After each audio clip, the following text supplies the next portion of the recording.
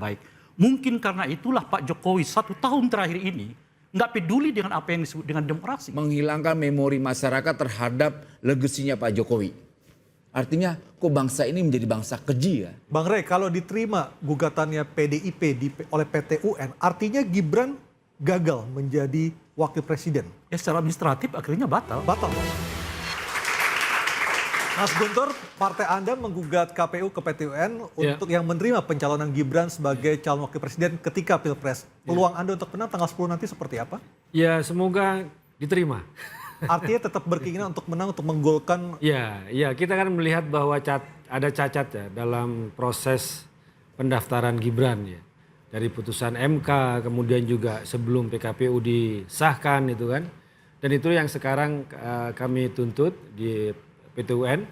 Dan semoga bisa diterima dan 10 Oktober kita akan sama-sama mendengarkan putusannya. Bang Rey, kalau diterima gugatannya PDIP oleh PT UN, artinya Gibran gagal menjadi wakil presiden. Ya secara administratif akhirnya batal. Batal kan? Secara administratif ya. Oke. Karena artinya kan tidak memenuhi syarat kan. Misalnya karena PKPU tidak dibuat saat yang bersangkutan didaftar, masih berbatasan usia 40 tahun, belum ada istilah pernah menjabat itu gitu. Ya dengan sendirinya tidak memenuhi syarat. Akhirnya ya dibatalkan gitu.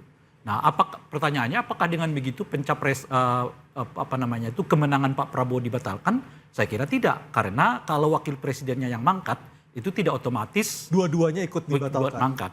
Dan sebaliknya kalau presidennya yang mangkat akan digantikan oleh wakil presiden gitu. Jadi tidak terlalu, artinya nggak mengganggu agenda nasional kita untuk tanggal 20 misalnya dilantik presiden tanpa wakil presiden. Bisa begitu tuh. Oke. Bang Boni, apakah Anda melihat rencana pertemuan dari Mega dan Prabowo ini juga terkait dengan dengan putusan PT UN tanggal 10 nanti?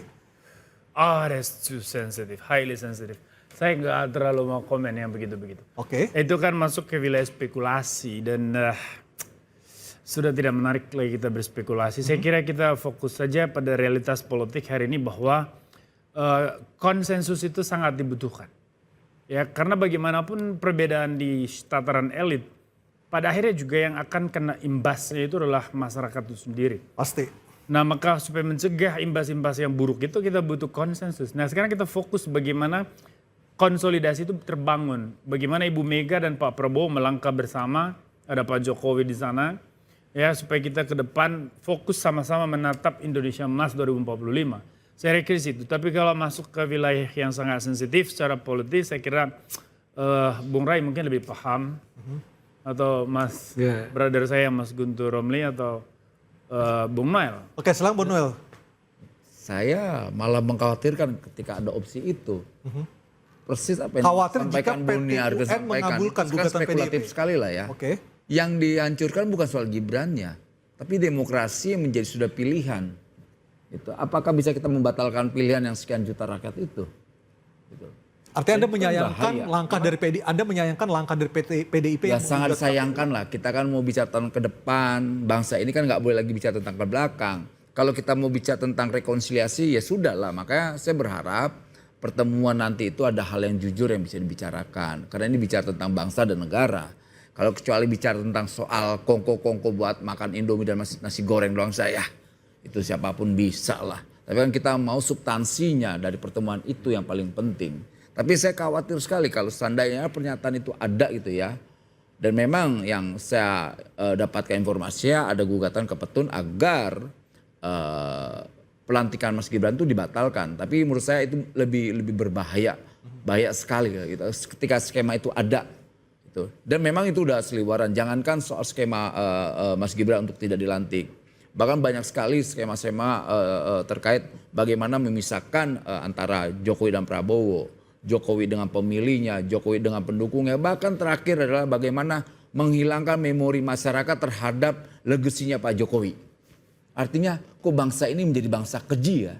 Gitu. Itu saya nggak masuk ke nalar otak saya kayak gitu tuh. Oke. Dan saya pasti punya energi untuk melawan hal yang kayak busuk begitu. Kalau Soeharto di TAP Soeharto dicabut terlibat kasus KKN itu menurut Anda setuju? Gimana? Soeharto di TAP Soeharto terlibat KKN, TAP MPR dicabut, itu Anda setuju? TAP MPR dicabut? MPR terkait dengan yang kemarin itu. ya keterlibatan Setuju kita. Setuju. Apa? Loh itu tadi kan itu kan Kan Soeharto bahkan Gus Dur juga dicabut semua. Itu kan terus produk rekonsiliasi. Soeharto mau dijadikan pahlawan nasional, Anda Nah, setuju? saya nggak tahu soal itu. Yang kita sepakati bangsa ini harus rekonsiliasi. Kalau kita masih bicara tentang masa lalu, akhirnya warisan ke kawan-kawan mahasiswa ini ya konflik orang-orang tua aja terus. Kapan bangsa ini bicara tentang masa depannya? Kita sudah letih, bro.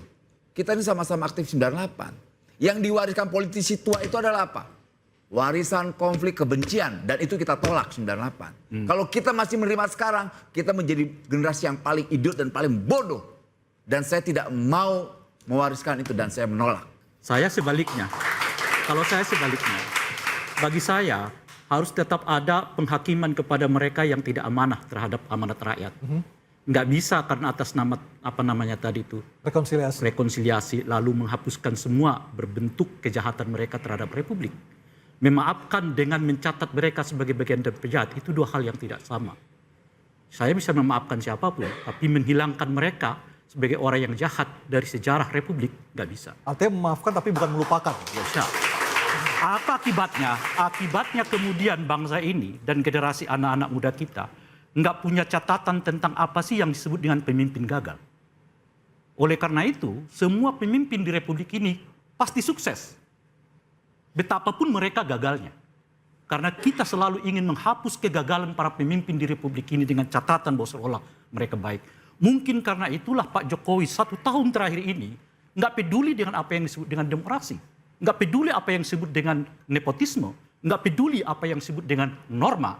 Karena ia akan tahu semua apa yang dikritik 1 tahun terakhir ini terhadap dirinya akan dihapuskan oleh sejarah. Karena sejarah selalu mengatakan pemimpin tidak pernah salah. Kalau ada yang mengatakan pemimpin salah, itu adalah orang sirik seperti Rai Rangkuti. Kira-kira begitu. Oke, Bang Rey, tadi Mas Boni Anda sudah melihat dari Bang Rey seperti itu statementnya. Dari Bang Boni sendiri seperti apa? Anda sepakat? Saya kira saya diundang hanya untuk membicarakan apakah Ibu Mega dan Pak Prabowo akan bersatu. Saya kira saya setuju kalau bersatu, kita harus sepakat itu. Arahnya ke sana, kalau lain-lain saya tidak tertarik. Ya, Mas, saya ingin menjawab tadi, merespon soal pertemuan antara Ibu Megawati dengan Pak Prabowo itu. Tentu saja kita jangan membaca dari konteks spekulasi.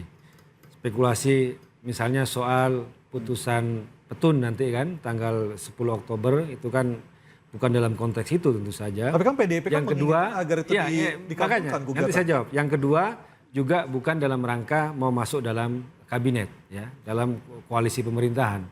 Karena sampai sekarang putusan untuk masuk atau di luar pemerintahan itu kan belum diputuskan oleh Ibu Ketua Umum. Dan pertemuan itu ya pertemuan dua tokoh untuk mencarikan suasana.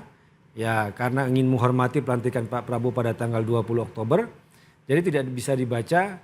Nah kalau soal proses hukum itu pilihan pribadinya PDI Perjuangan untuk menghormati dan menghargai proses-proses hukum.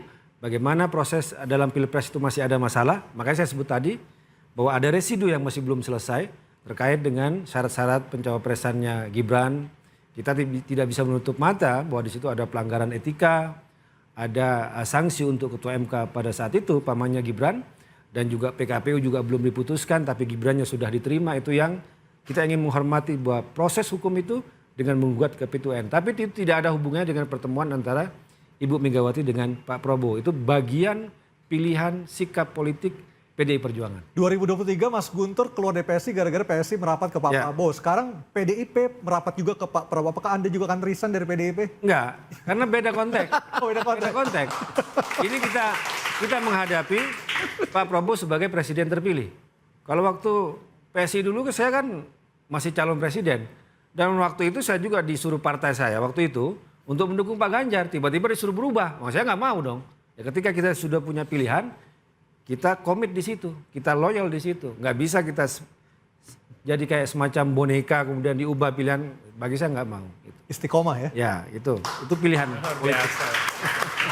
Baik, sebenarnya apa sih untungnya pertemuan Megawati dengan Pak Prabowo nanti bagi masyarakat? Apakah menguntungkan ataukah justru merugikan secara demokrasi? Kami segera kembali.